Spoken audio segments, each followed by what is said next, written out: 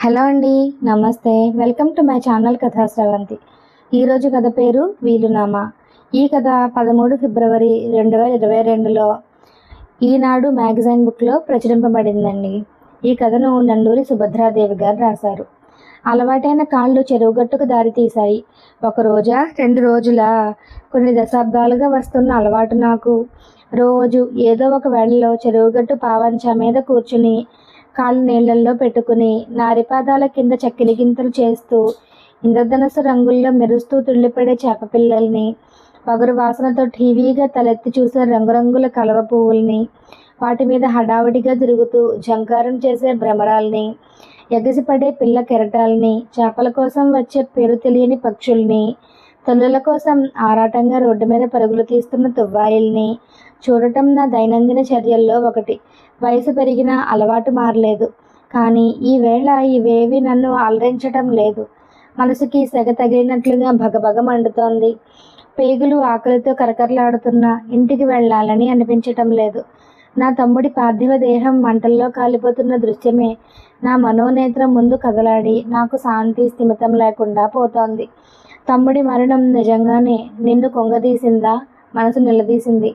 Hot is the lonely hunter అని ఏ English కవి అన్నాడో కానీ ఆ మాటలు నా పట్ల అక్షరాల నిజం. తట్టుకోలేకపోతున్నాను. తమ్ముడు వాసు నేను 10వ తరగతి ఆఖరి ఎగ్జామ్ రాసి ఇంటికి వచ్చేసరికి పుట్టాడు. నీ రిజల్ట్స్ వచ్చేదాకా తమ్ముడు మంచి కాలక్షేపం రా అన్నాడు నాన్న. వాడికి వెన్నపూస తినిపించటం నుంచి చదువు చెప్పే గురువు దాకా అన్ని పాత్రల్ని నేనే పోషించాను. వాడిని కన్న 4 ఏళ్లకి అమ్మ కన్ను మూసినా ఆ లోటు మాత్రం తెలియకుండా వాడిని పెంచుకొచ్చాను. నాకు పెళ్ళై 2 ఆడపిల్లలు కలిగేదాకా ఆ అనుబంధం అలాగే కొనసాగింది. నా భార్య మణి కూడా వాడిని కొడుకులాగే ఆదరించింది. నా పిల్లలకి నా దగ్గర కంటే వాడి దగ్గరే చేరిక ఎక్కువ. పండుగలకి పేరంటాలకి వాళ్ళని బజారుకి తీసుకువెళ్ళి గాజులు పూసల దండలు కొనిపెడుతూ ఉండేవాడు. వాడు ఉద్యోగంలో చేరాక మొదటి జీతం తెచ్చి ఇదిగో వదిన చీర కొనుక్కో అంటూ నా భార్యకి ఇచ్చాడు. మా అనుబంధం చూసి పైకి గంభీరంగా ఉన్న మా నాన్న పొంగిపోయేవాడు. కానీ ఏది నిరుడు కురిసిన వాత్సల్య వర్షం? ఎక్కడ తమ్ముడు? చెప్పా పెట్టకుండా ఎక్కడికి వెళ్ళిపోయావు? ఈ పాపిష్టి అన్నని చూడటానికి కూడా మనస్కరించటం లేదా? మనసు ఆక్రోశిస్తోంది. తోడబుట్టిన వాడి పట్ల నీ విధిని నువ్వు సక్రమంగానే నెరవేర్చావా అంటోంది హృదయం. జవాబు లేదు నా దగ్గర. ఉన్నంతలో ఆడపిల్లలిద్దరికీ మంచి సంబంధాలు చూసి ఘనంగా పెళ్ళిళ్ళు చేశాను. ఎవరి జీవితాలు వాళ్ళవి. నాకు పెన్షన్ వస్తుంది. బతుకికి భరోసా ఉంది. నాన్న దగ్గర అంతగా చేరిక లేకపోయినా ఏ విషయము నా దగ్గర దాచిన తమ్ముడు ఒక రోజున ఒక అమ్మాయిని తీసుకువచ్చాడు. గుళ్ళో తాళి కట్టానని చెప్పాడు. ఇంట్లో పెద్ద రభసే అయ్యింది. మణి మాత్రం తోడికోడల్ని సాదరంగా ఆహ్వానించింది. ముఖ్యంగా ఆడవాళ్ల మధ్య ఎక్కువగా పొరపచ్చాలు వస్తాయనే అపోహ ఉంది నాలో. కానీ మణి ధోరణి వేరుగా ఉంది. నాన్న మాత్రం పరిస్థితులతో రాజీ పడలేదు. గుట్టుచప్పుడు కాకుండా వీలునామా రాయించుకొచ్చేశాడు. ఉన్న 6 ఎకరాల పొలం, ఇల్లు నా పేరును రాయించాడు. ఆస్తి ఆయన స్వార్జితం కనుక ఎవ్వరూ నోరు విప్పడానికి అవకాశం లేకపోయింది. తమ్ముడి భార్య వహ్ని ద్వారా సంగతి తెలుసుకున్న ఆమె పుట్టింటి వాళ్ళు గొడవకి వచ్చారు. నాన్న మాత్రం బెదరలేదు, చెదరలేదు. చేసేదేమీ లేక వాళ్ళు వెళ్ళిపోయారు. పైకి ఏమీ అనలేక సిద్ధప్రజ్ఞుడిలా మిన్నకుండిపోయాడు వాసు. అన్నదమ్ములిద్దరం ఒకే ఇంట్లో పక్కపక్క వాటాల్లో ఉంటున్నా ఎదురుపడితే భావంగా పలకరించుకోవటం అలవాటైపోయింది. కొన్నాళ్లకు నాన్న కూడా సుస్థి చేసి దాటిపోయాడు. ఇంట్లో మిగిలిన 4 మధ్య మౌనమే రాజ్యమేలేది. ఈ పరిస్థితి జీర్ణించుకోలేని మణి ఒక రోజున నన్ను నిలదీసింది. దేనికైనా ఒక హద్దు ఉండాలి. ఈ పాపిష్టి ఆస్తి కోసం రక్త సంబంధాన్ని దూరం చేసుకుంటారా? ఇది మీకు తగిన పనేనా? ఎందుకు పుట్టానా అని వాడు బాధపడే పరిస్థితి మీరు తీసుకొస్తున్నారు. తండ్రి ఆస్తి అనుభవించే హక్కు వాడికి లేదా అంటూ నా మీద విరుచుకుపడింది. నాకు ఒక్కసారిగా మనసు భగ్గుమంది. వాడి తరపున వకాల్తా పుచ్చుకొని మాట్లాడతావేం? నీకు పుట్టిన పిల్లలకి ఆస్తి ఉండాలని లేదా? ఉన్నదే 6 ఎకరాల భూమి. ఆడపిల్లలిద్దరికీ చెరో 2 ఎకరాలు పసుపు కుంకుమ కింద ఇద్దామనుకుంటున్నాను. అది తప్పేనా? పిల్లల తల్లిగా ఆలోచించడం నేర్చుకో కాస్త విసురుగా అన్నాను. పోయేనాడు ఏం మోసుకుపోతాం అని సణుక్కుంటూ లోపలికి వెళ్ళిపోయింది. నాకు నా భార్య సపోర్టే లేదు అనుకున్నాను గుబులుగా. రోజులు భారంగానే గడుస్తున్నాయి. ఓ రోజు మణి స్వీట్ తెచ్చి చేతికిస్తూ, మనం పెద్దమ్మ పెదనాన్న కాబోతున్నాం అని సంబరంగా చెప్పింది. తమ్ముడికి కొడుకు పుట్టి నా పిల్లలకి పోటీకి వస్తాడేమో అనుకున్నాను అసహనంగా. లిప్త కాలంలో నా మనసును చదివేసింది నా జీవిత సహచరిని. మరో కంసుడు కాడండి, మన పెద్ద పిల్ల కంటే వాసు భార్య 3 ఏళ్లే పెద్దది. కొత్త వారసుడిని సాదరంగా ఆహ్వానించాలి మనం, అంది లోపలికి నడుస్తూ. ఒకరోజు తమ్ముడు, అతని భార్య ఏదో విషయమై మాట్లాడుకుంటున్నారు. నేను వసారా చావిడిలో అటు ఇటు పచార్లు చేస్తున్నాను. ఎంత వినకూడదని అనుకున్నా ఆ మాటలు చెవిలో పడుతూనే ఉన్నాయి, తొలిపొద్దు సూర్యకిరణాలు తాకినట్లుగా. ఎంతకాలం వహిని, ఎంతకాలం అన్నయ్యతో ఈ నిశ్శబ్ద యుద్ధం? పోనీ నేను ఏమైనా ఆస్తి కోసం గొడవ చేశానా? మీ వాళ్ళు ఓ మాట అడిగారు అంతే. ఆ మాత్రానికి అన్నయ్య ఏళ్ల తరబడి నాతో మాట్లాడకుండా ఉండిపోతాడా? నాకు చిన్నప్పుడు వెన్న తినిపించిన ఆ మనసేనా శిలలా మారిపోయింది. ఉంచుకోమను, ఆయన్నే ఉంచుకోమను, నాకేం అక్కర్లేదు. నా రెక్కల కష్టం మీద నేను బ్రతకగలను, నిన్ను పిల్లల్ని పోషించగలను. అయినా మా విషయంలో మీ వాళ్ళు ఎందుకు కలగజేసుకున్నారు అసలు?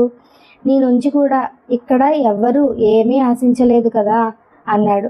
నిజమే, మా వల్ల పొరపాటు కూడా ఉంది. నేను ఏదో మాటల మధ్యలో ఈ ఆస్తి ప్రస్తావన తెచ్చాను, కానీ ఇలా మనస్పర్ధలు వస్తాయని ఊహించలేకపోయాను. పోనీలండి, ఆప్తుల మధ్య విభేదాలు ఎన్నాళ్ళుంటాయి కనుక వచ్చే బుడతడిని చూసి ఆయనే మారుతారు, నవ్వుతూ అంది వహ్ని. వాసు కూడా బొళబొళ నవ్వేశాడు. వాళ్ళు బయటికి వస్తారేమోననే అనుమానంతో పచార్లు ఆపి గబగబా లోపలికి వెళ్ళాను. చూస్తూ ఉండగానే నెలలు గడిచిపోయాయి. వహ్ని పురిటికి తీసుకువెళ్లారు ఆమె పుట్టింటి వాళ్ళు. సదా చిరునవ్వుతో కనిపించే వాసు చిన్నబుచ్చుకున్న మొహంతో 2 రోజుల పాటు తన గదిలోంచి బయటకు రాలేకపోయాడు. మణి అతన్ని మందలించి తీసుకువచ్చింది. ఒక రోజున తెల్లవారుజామున వాసు మొబైల్ రింగ్ అవుతుంటే పక్క గదిలో పడుకున్న నాకు మెలకువ వచ్చింది. మణి నిద్రమత్తులో అటు ఇటు దొర్లుతోంది. లోపల నుంచి తమ్ముడి గొంతు, ఇదిగో ఇప్పుడే బయలుదేరుతున్నాను అని వినిపించింది. 10 నిమిషాల్లో బ్రీఫ్ కేస్ బయటికి వచ్చాడు. నన్ను చూడగానే, అన్నయ్య, వహ్నికి నొప్పులు మొదలయ్యాయట. నేను బయలుదేరుతున్నాను, వెళ్ళాక నీకు ఫోన్ చేస్తాను, వదిన లేచాక చెప్పు అన్నాడు. తల ఊపి ఊరుకున్నాను. చీకటిలో కలిసిపోయాడు వాడు. తెల్లవారి 10ంటికి ఫోన్, అన్నయ్య, బాబు పుట్టాడు, అచ్చు నాన్నగారిలా ఉన్నాడు. వీడిని చూస్తే నువ్వు అస్సలు వదిలిపెట్టవు, వదినకి చెప్పు ఈ సంగతి, పిల్లలిద్దరికీ నేను చెప్తాలే అని ఫోన్ పెట్టేశాడు. భారమైన నిట్టూర్పు వచ్చింది నాలో నుంచి. అనుకున్నంత అయ్యింది. నా పిల్లలు వాళ్ళకి ఆస్తి కట్టబెట్టాలి అనే స్వార్థం నాలో ఉన్నట్లే కొడుకు రాకతో తమ్ముడికి మాత్రం ఇన్నాళ్ళు అంతగా లేని స్వార్థం మొలకెత్తి మొక్కగా మారి మహావృక్షమైపోదు. దీన్ని మొదట్లోనే తుంచేయాలి. ఇవాళ రేపో వెళ్ళి లాయర్ గారిని కలవాలి. ఆస్తిని నా కూతుర్లకి సమానంగా పంచి మాకు కొద్దిగా ఉంచుకుంటే మా చరమ జీవితం నిశ్చింతగా గడిచిపోతుంది. నా ఆలోచనలో నేను ఉండగానే, ఏమిటి దీర్ఘంగా ఆలోచిస్తున్నారు? చంటాడు వస్తాడు, వాడితో ఏ మాటలు ఆడాలన్నా?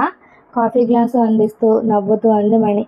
నువ్వొక పిచ్చిమాలో కానివే మణి, నా తర్వాత ఎలా బతుకుతావో కానీ అన్నాను ఖాళీ గ్లాసు టీపాయ్ మీద పెడుతూ కోపంగా. ఇప్పుడే ఏమైందండి? పొద్దుటి నుంచి అన్యమనస్కంగానే ఉన్నారు.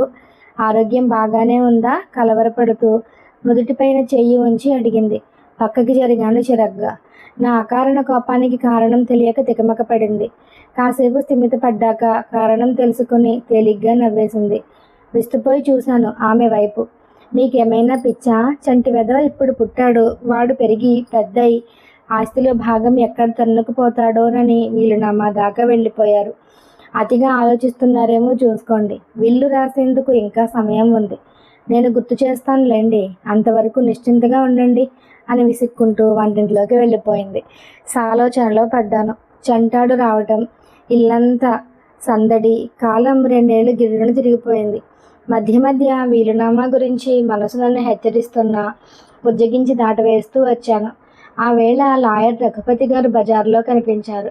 కుశల ప్రశ్నలు అయ్యాక, రేపు మీ దగ్గరికి రావాలని అనుకుంటున్నాను సార్ అన్నాను. రండి అని టైం చెప్పారు ఆయన. సెలవు తీసుకున్నాను. ఇక నా పని నేను చేసుకుపోవాలి, కానీ దీని మాటకు విలువ ఇవ్వడం అనవసరం గట్టిగా మనసులో అనుకుని తేలికపడ్డాను.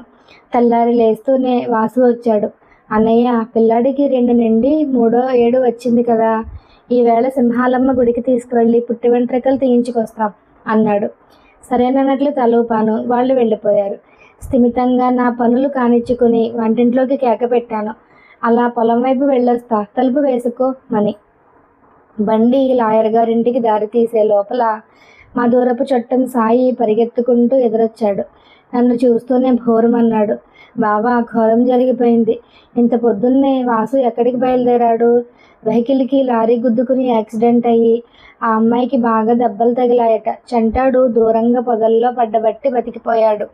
కానీ వీడు మన వాసు ఆ చెరుకు లారీ కింద పడి ఇక చెప్పలేక జేబు రుమాల్ని ముఖానికి అడ్డం పెట్టుకున్నాడు.